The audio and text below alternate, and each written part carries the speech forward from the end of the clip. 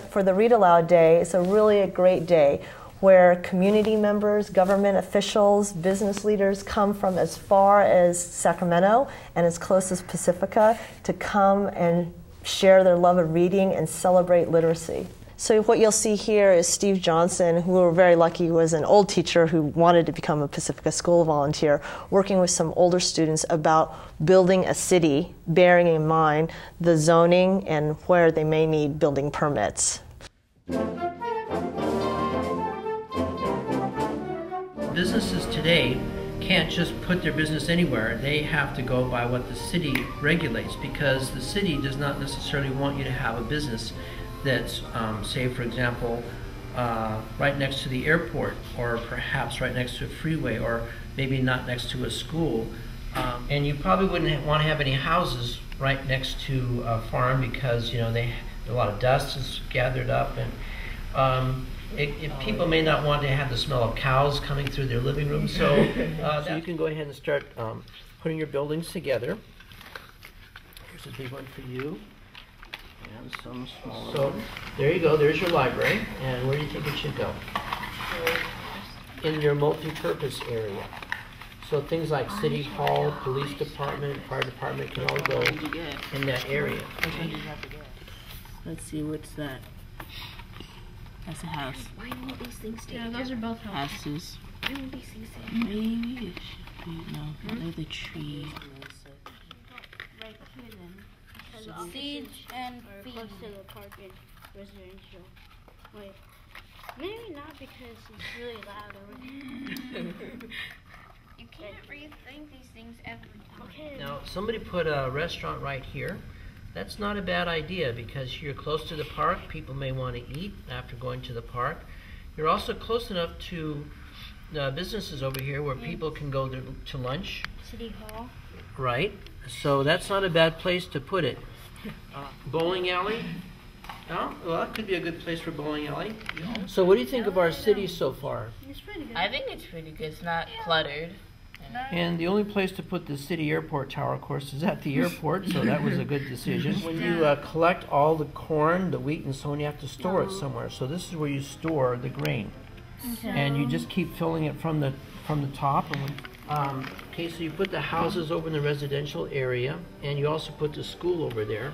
And that makes sense, because you want to have the school near where people live. But you wouldn't want to put the school near the airport, and you wouldn't want to put it near the farm. Feed and seed is where you buy food for your animals, and seeds for planting. Absolutely. Besides our short-term projects, we also have our weekly volunteers. As you can see here, our teacher is working with her volunteer to not only talk to her about what the lesson plan is going to be, but to hand over all the different materials they need. So a volunteer doesn't have to come with anything besides themselves. Here are the two cute little students that our volunteer, her name's Beth, is working with, kindergarten through 2nd grade. Their job here is to draw the sprouting peas that they see here. So you hear them discussing a little bit about the peas and what's growing and what's a root and what's a sprout. And then they'll use that poster that you saw in order to label their drawing. So it was really a mixture of a science lesson, an art lesson, and a reading lesson sort of all together. Let's see, what shape is that? And it's done in a small group. You've got one volunteer working with a couple of kids, so they're getting real individual attention and support. Fantastic.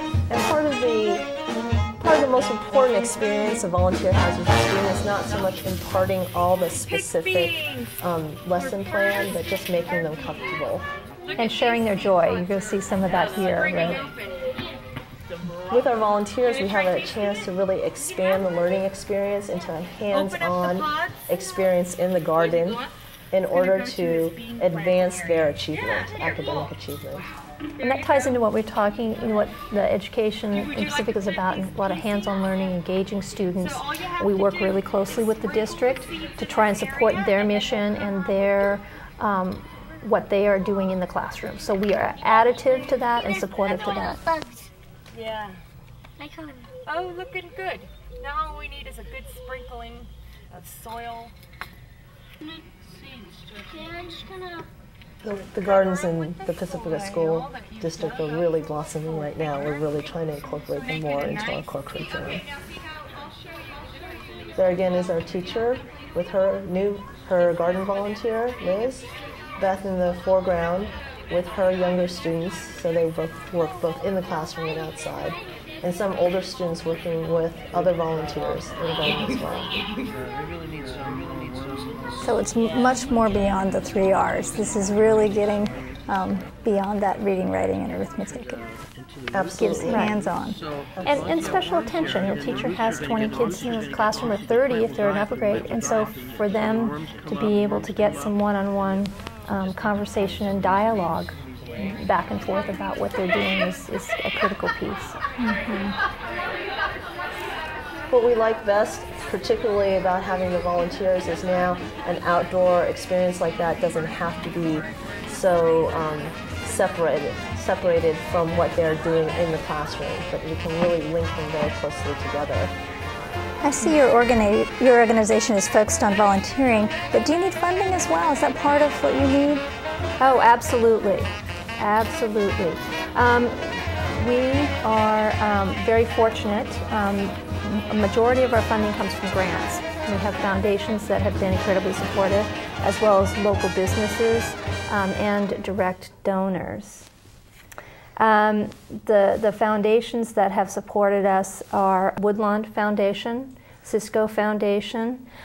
Cisco in particular is focused on our math initiative. Our parent trainings this year will be math, and coincidentally, the new curriculum purchased by the school district for the 7th and 8th graders has a parent component, so we'll be working closely with the school district to provide training to support parents in helping their kids with math at the upper grade levels this coming year. The Woodlawn Foundation, Cisco Foundation, Wells Fargo Foundation, Target Foundation, and our local donors. The other thing that we are also involved in is our annual book sale. We collect children's books and we recycle them, and we sell them back into the community. $1 for paperbacks and $2 for hardbacks. That raises money. We do that in the spring.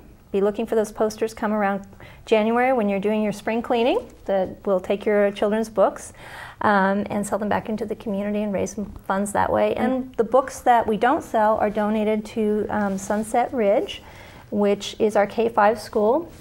It has a high immigrant population and English language learners, so that those books can either be used in the classrooms by the teachers or just distributed to families that may not be able to afford a book, but want to get books in the hands of their kids. How effective do you think you've been? I mean, I can see some here, but do you have more or so? Absolutely. We always gather teacher comments as well as volunteer comments. So without a doubt, we feel that our students K through 12 are measurably improving on their academic performance, as you'll see from our 2 teacher quotes here.